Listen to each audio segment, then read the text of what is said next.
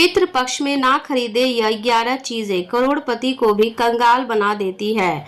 नमस्कार दोस्तों, पितृपक्ष का समय जीवन में एक बहुत ही विशेष और गंभीर अवधि होती है। इसीलिए यह केवल पूर्वजों की आत्माओं की स्मृति का समय नहीं होता है, बल्कि अपने घर, परिवार और मन की ऊर्जा को संतुलित करने का अवसर भी प्रदान करता है।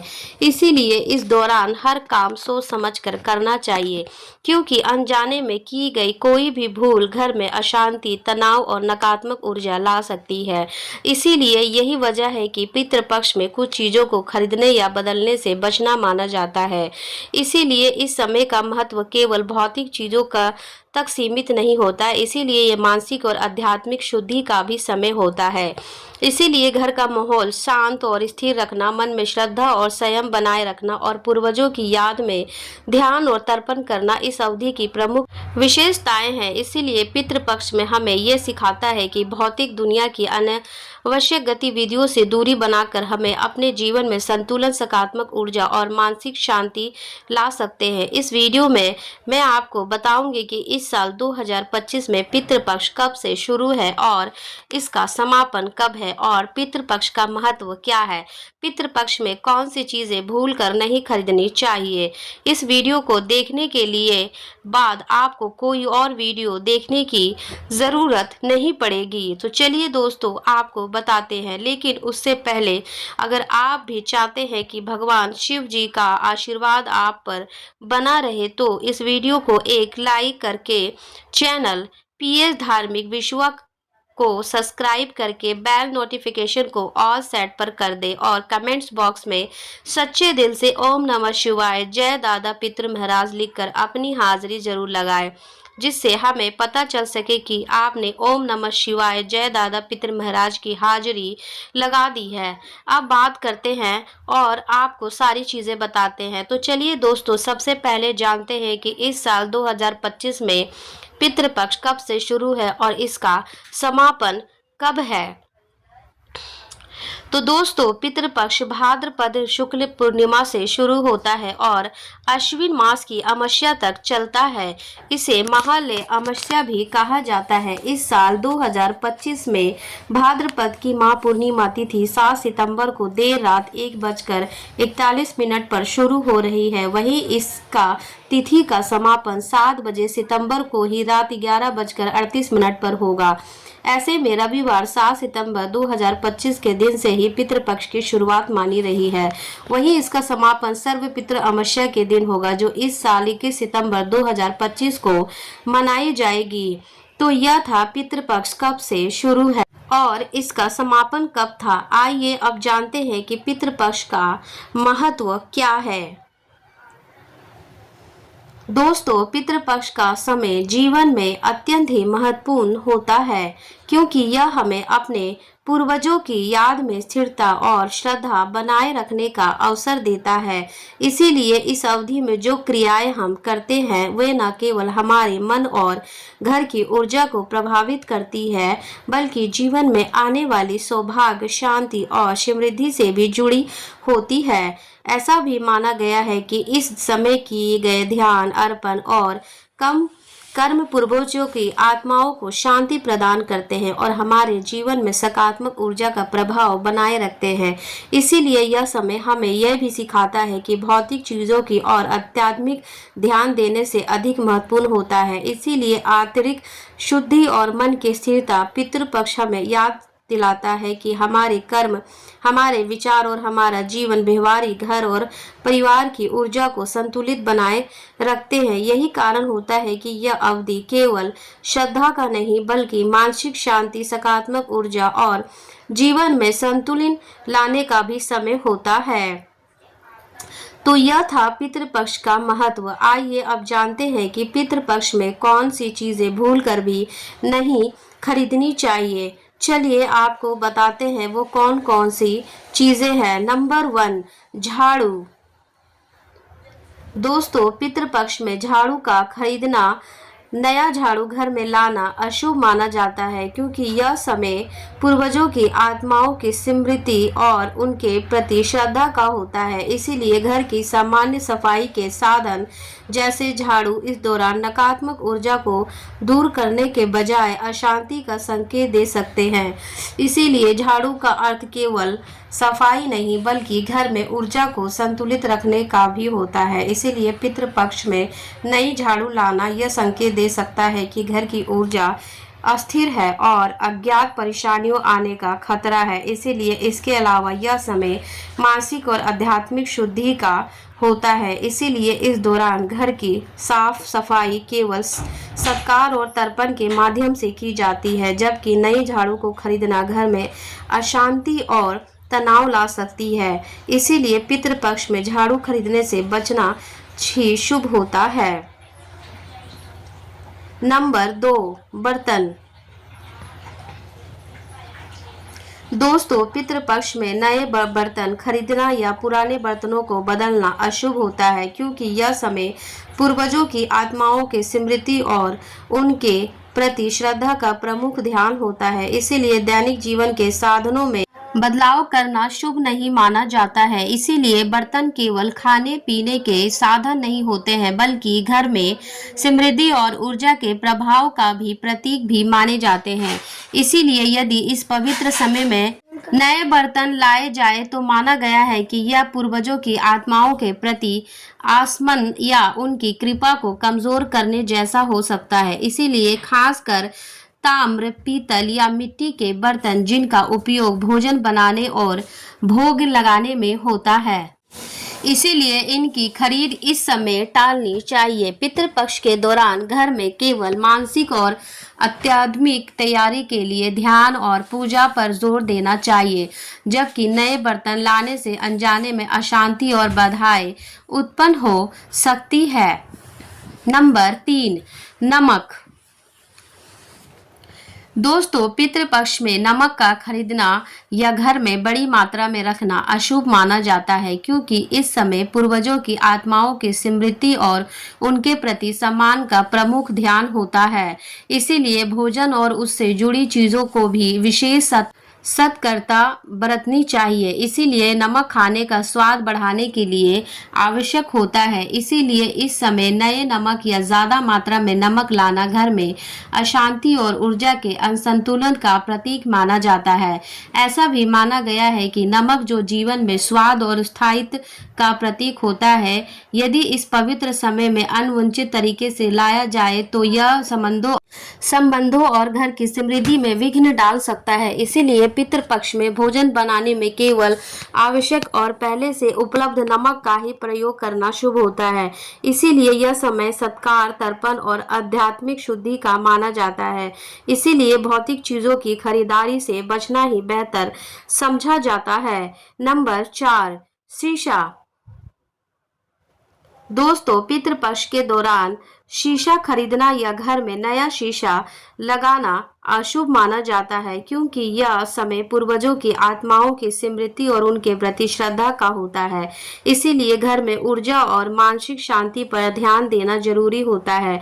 इसीलिए शीशा केवल दर्पण ही नहीं बल्कि घर की ऊर्जा और वातावरण को प्रतिबिंबित करने वाला माध्यम होता है। इसीलिए इस पवित्र समय में नया शीशा लगाना या टूटे हुए शीशे को बदलना अनजाने में घर में अशांति और नकारात्मक ऊर्जा को बढ़ा सकता है। इसीलिए ऐसा माना जाता है कि शीशे से संबंधित किसी भी वस्तु टूट फूट या नवीकरण घर के स्थायी संबंधों में बाधा डाल सकता है। इसीलिए पितृपक्ष में पुराने शीशों का प्रयोग जारी रखना या नए शीशों से दूर रहना ही अधिक शुभ होता है। इसीलिए यह समय मानसिक, आध्यात्मिक और पारिवारिक शांति का होता है। इसीलिए भौतिक बदलाव टालना ही घर के लिए सही माना जाता है। नंबर 5, नए वस्त्र। दोस्तों, पितृपक्ष में नए वस्त्र खरीदना या पहनना अशुभ माना जाता है, क्योंकि यह समय पूर्वजों की आत्माओं की स्मृति और उनके प्रति श्रद्धा का होता है। इसीलिए भौतिक सुख सुविधाओं या नए वस्त्रों की ओर ध्यान नहीं देना चाहिए, क्योंकि नए वस्त्र केवल शरीर को ढकने का साधन नहीं है बल्कि घर और परिवार में नई ऊर्जा और बदलाव का भी प्रतीक माना जाता है। इसीलिए इस पवित्र समय में नए वस्त्र लाना या पहनना यह संकेत दे सकता है कि हम उस समय की पवित्रता और पूर्वजों के प्रति सम्मान का नजरअंदाज कर रहे हैं। इसीलिए माना गया है कि पितृपक्ष में वस्त्रों की खरीदारी और घर में मानसिक अशांति और अनजाने तनाव को जन्म दे सकती है। इसीलिए इस अवधि में पुराने और परिचित वस्त्रों का ही प्रयोग करना शुभ होता है। इसीलिए समय केवल तर्पण अर्पण और आध्यात्मिक शुद्धि के लिए समर्पित भी होता है। इसीलिए नए वस्त्रों को दूर रखना ही सही होता है। नंबर 6, जूते और चप्पल। दोस्तों, पितृपक्ष में नए जूते या चप्पल खरीदना या पहनना अशुभ माना जाता है, क्योंकि यह समय पूर्वजों की आत्माओं की स्मृति और उनके प्रति श्रद्धा का होता है। इसीलिए घर और जीवन में स्थिरता बनाए रखने का प्राथमिकता होती है। इसीलिए जूते और चप्पल केवल पैरों को ढकने का साधन नहीं है, बल्कि यह जीवन के मार्ग और परिवार की दिशा का प्रतीक भी माने जाते हैं। इसीलिए इस समय पवित्र समय में नए जूते लाना यह संकेत दे सकता है कि हम जीवन में अनावश्यक बदलाव या अशांति को आमंत्रित कर रहे हैं। इसीलिए इसके अलावा पैरों से जुड़ी चीज हमारे कर्म और यात्रा का प्रतिनिधित्व करती है। इसीलिए पितृपक्ष में नए जूते या चप्पल खरीदने से अनजाने में जीवन में बाधाएं और मानसिक असंतुलन उत्पन्न हो सकते हैं, और इसीलिए इस समय पुराने और परिचित जूते ही प्रयोग में लाना शुभ होता है। इसीलिए यह अवधि में केवल श्रद्धा, तर्पण और आध्यात्मिक शांति के लिए समर्पित होता है। नंबर 7, ताला और चाबी। दोस्तों, पितृपक्ष में लाल या ताला या चाबी खरीदना या बदलना अशुभ होता है। इसीलिए यह समय पूर्वजों की आत्माओं की स्मृति और उनके प्रतीक श्रद्धा का होता है। इसीलिए घर की स्थिरता और सुरक्षा पर विशेष ही ध्यान रखना आवश्यक होता है। इसीलिए ताले और चाबियां केवल घर या वस्तुओं की सुरक्षा का साधन नहीं, बल्कि यह जीवन में स्थिरता, पारिवारिक संतुलन और संपत्ति के सुरक्षा का प्रतीक भी माने जाते हैं। इसीलिए इस पवित्र समय में नए ताले या चाबियां लाना यह संकेत दे सकता है कि हम जीवन और परिवार में अनजाने में अशांति और असुरक्षा और आमंत्रित कर रहे हैं। ऐसा भी माना गया है कि ताले और चाबियां हमारे कर्म और जिम्मेदारियों का भी प्रतीक होती है। इसीलिए पितृपक्ष में इन्हें बदलना या खरीदना बाधाएं और तनाव उत्पन्न कर सकता है। इसीलिए इस अवधि में पुराने ताले और चाबियों का ही प्रयोग करना अधिक शुभ होता है। इसीलिए यह समय केवल श्रद्धा, तर्पण और मानसिक शांति के लिए समर्पित रहता है। नंबर 8, सरसों का तेल। दोस्तों, पितृपक्ष में आप सभी जानते होंगे कि हर घर में सरसों का तेल होता है, लेकिन पितृपक्ष में सरसों का तेल खरीदना या नए तेल का प्रयोग करना अशुभ होता है। इसीलिए यह समय पूर्वजों की आत्माओं की स्मृति और उनके प्रति श्रद्धा का होता है। इसीलिए घर में भौतिक चीजों की नई खरीदारी या बदलाव से बचना चाहिए। इस सरसों का तेल केवल खाने या प्रकाश के लिए उपयोग नहीं होता है, बल्कि यह घर और स्वास्थ्य में ऊर्जा, स्थायित्व और सकारात्मकता का प्रतीक माना जाता है। इसीलिए इस पवित्र समय में नया तेल लाना या पुराने तेल को बदलना यह संकेत दे सकता है कि हम अनजाने में घर और परिवार में अशांति या नकारात्मक ऊर्जाओं को आमंत्रित कर रहे हैं। माना जाता है कि पितृपक्ष में केवल आवश्यक और पहले से उपलब्ध तेल का ही प्रयोग करना चाहिए। इसीलिए यह समय श्रद्धा, तर्पण और आध्यात्मिक शुद्धि का होता है। इसीलिए भौतिक बदलाव से दूर रहना अधिक शुभ होता है। इसीलिए पुराने और परिचित तेल का ही प्रयोग घर में स्थायित्व और संतुलन बनाए रखता है। नंबर 9, भूमि और वाहन। दोस्तों, पितृपक्ष में भूमि या वाहन को खरीदना अशुभ माना जाता है, क्योंकि यह समय पूर्वजों की आत्माओं की स्मृति और उनके प्रतीक श्रद्धा का होता है। इसीलिए जीवन में स्थायित्व और संतुलन बनाए रखना प्राथमिकता होती है। इसीलिए भूमि और वाहन केवल संपत्ति के साधन नहीं होता है, बल्कि यह परिवार की समृद्धि, स्थिरता और भविष्य के मार्ग का प्रतीक माने जाते हैं। इसीलिए हम पवित्र समय में भूमि या वाहन में निवेश करना यह संकेत दे सकता है कि हम आपके जीवन और परिवार में अनजाने में अशांति या आर्थिक बाधाएं लाने का जोखिम उठा रहे हैं। इसीलिए ऐसा माना गया है कि पितृपक्ष के दौरान संपत्ति और बड़ी चीजों की खरीदारी से मानसिक तनाव और घर की ऊर्जा में असंतुलन उत्पन्न हो सकता है। इसीलिए इस समय केवल ध्यान, तर्पण और आध्यात्मिक साधनों पर ध्यान केंद्रित करना चाहिए। बड़े निवेशों या खरीदारियों से दूरी बनाकर रखना घर और मन दोनों के लिए अधिक शुभ होता है।